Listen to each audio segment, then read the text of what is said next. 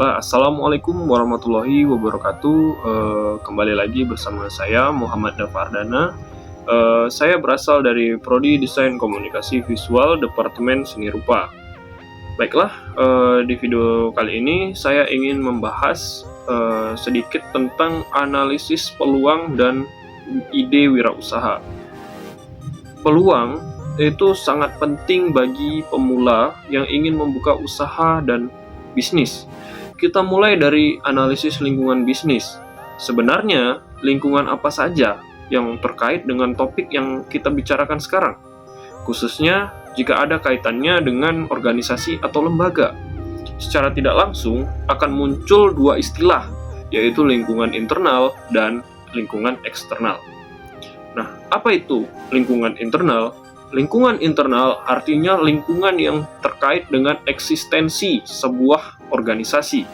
Dan lingkungan eksternal adalah kondisi-kondisi yang berkaitan dengan kegiatan operasional organisasi dan bagaimana akhirnya kegiatan operasi ini bisa bertahan. Artinya, lingkungan menjadi satu kondisi di mana peluang-peluang bisnis harus menjadi dasar dan pertimbangan ketika memulai sebuah usaha. Karena kenapa?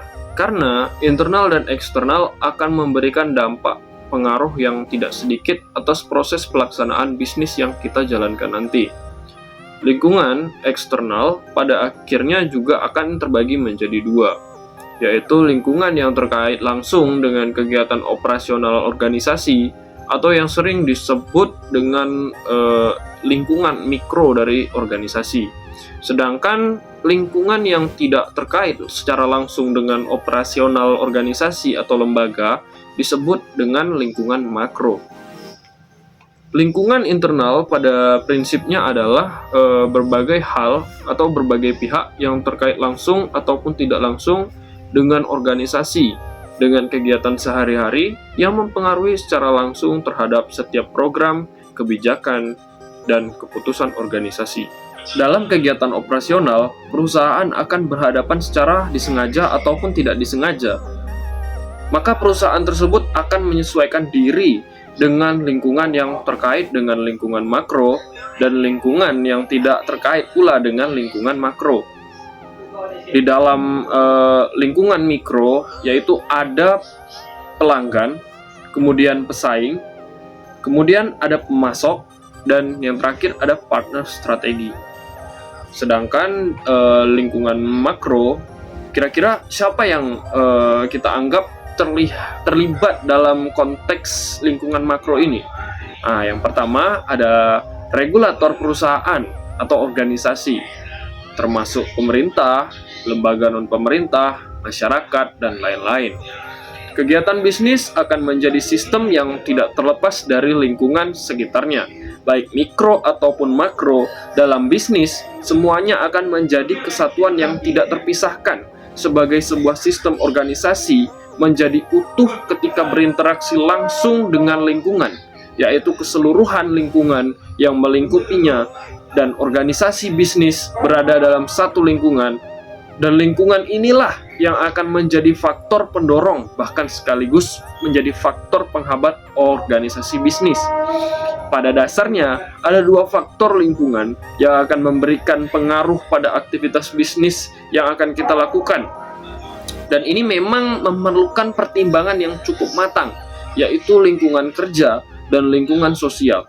Jadi, lingkungan kerja termasuk lingkungan sosial dalam konteks bisnis yang akan menjadi faktor lingkungan yang sangat kuat. Lingkungan kerja memasukkan semua elemen yang relevan, dan ini pada prinsipnya akan memberikan pengaruh sekaligus mempengaruhi organisasi secara keseluruhan. Elemen-elemen tersebut adalah pemerintah, kreditur, pemasok, karyawan, konsumen, serta pesaing, dan lain sebagainya. Kemudian sementara lingkungan sosial meliputi beberapa atau berbagai tekanan umum yang mempengaruhi secara luas, misalnya tekanan bidang ekonomi, hukum, sosial budaya yang secara disadari ataupun tidak disadari Ini akan menimbulkan dampak bagi proses rancangan bisnis yang kita lakukan. Suatu masyarakat dapat digolongkan ke dalam sistem perekonomian, yaitu yang pertama, kapitalisme, sosialisme, dan komunisme. Pada sistem ekonomi sosialisme, sedikit banyak pasti ada yang dipengaruhi oleh lingkungan perekonomian.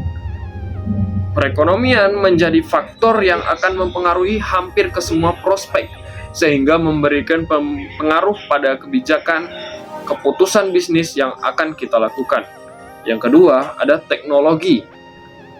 Teknologi ini meliputi manufaktur atau teknologi produk, termasuk jasa dan teknologi bisnis, mulai dari peralatan, metode kerja, sistem pengelolaan, peralatan elektronik, peralatan komunikasi, dan semuanya yang terkait dengan perkembangan teknologi.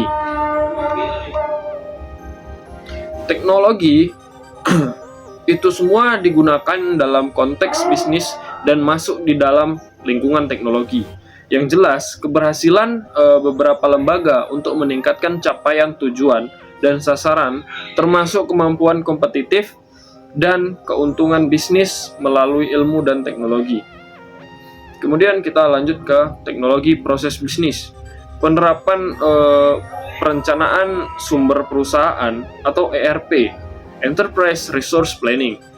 Inovasi teknologi bisnis untuk mengelola sekaligus mengordinasikan proses perusahaan. Kemudian kita masuk yang ketiga, yaitu hukum dan politik.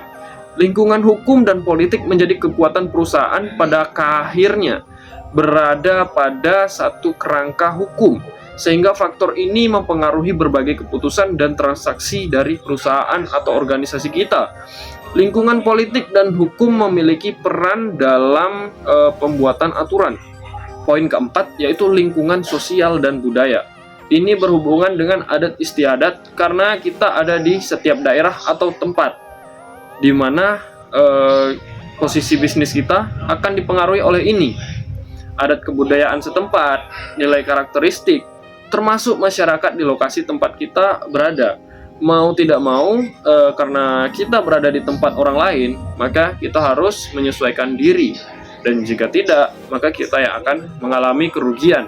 Kita masuk ke dalam analisis peluang usaha.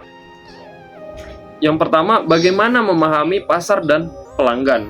Ada beberapa hal yang harus kita pahami, yaitu yang pertama, seorang wirausahawan atau bisnismen mesti mempelajari dan memahami kebutuhan serta mempelajari keinginan dan permintaan masyarakat.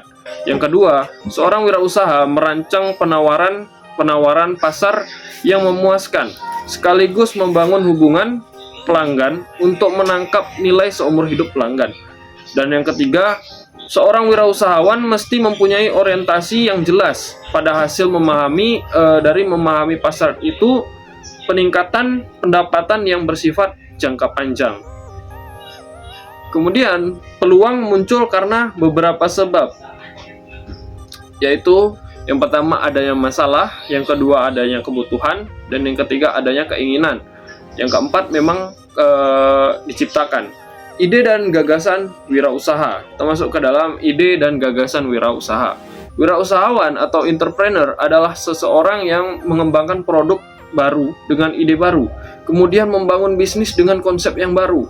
Bagi seorang wirausahawan, gagasan menjadi awal penciptaan dan usaha yang akan mereka lakukan. Gagasan memiliki nilai yang tinggi yang sebenarnya patut bisa dilindungi di bawah payung hukum untuk memastikan kreativitas seseorang. Ide bisnis tidak akan muncul dengan sendirinya. Maka kesalahan besar jika seseorang berpikir dan memiliki anggapan bahwa ide bisnis hanya ditunggu saja dan akan secara sendirinya datang.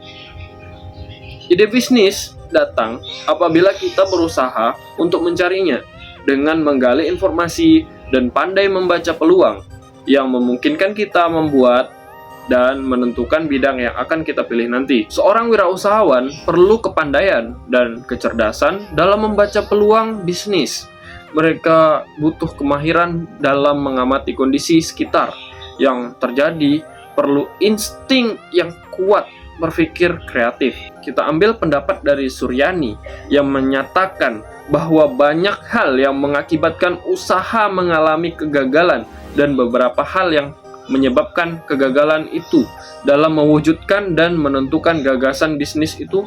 Di antaranya adalah yang pertama, terkait dengan data dan informasi yang tidak lengkap, dan yang kedua itu tidak teliti, kurangnya ketelitian ya dalam memproses sesuatu. Yang ketiga yaitu salah perhitungan. Nah, penyebab lainnya karena kondisi pengerjaan yang salah, kondisi lingkungan yang tidak tepat, dan adanya unsur kesengajaan. Baiklah, mungkin hanya sekian yang bisa saya sampaikan tentang materi hari ini. Semoga saja bisa bermanfaat untuk kita semua. Saya akhiri, wabillahi taufiq wal hidayah. Wassalamualaikum warahmatullahi wabarakatuh.